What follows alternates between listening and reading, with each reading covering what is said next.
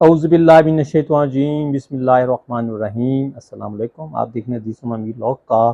رنگ باتیں کریں، اور آج کی رنگ باتیں کریں میں ہم ظفر صابر کی ایک غزل پیش کریں گے۔ کلام کرتا ہوا راستہ بناتا ہوا، گزر رہا ہوں میں اپنی فضا بناتا ہوا، مجھے نہ ڈھانپ سکی عمر بھر کی بخیا گری،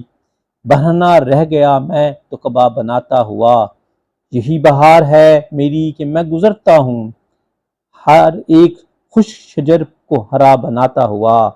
ہر ایک شاخ بدستور لہراتی رہی، پرندہ سوکھ گیا گھونسلہ بناتا ہوا،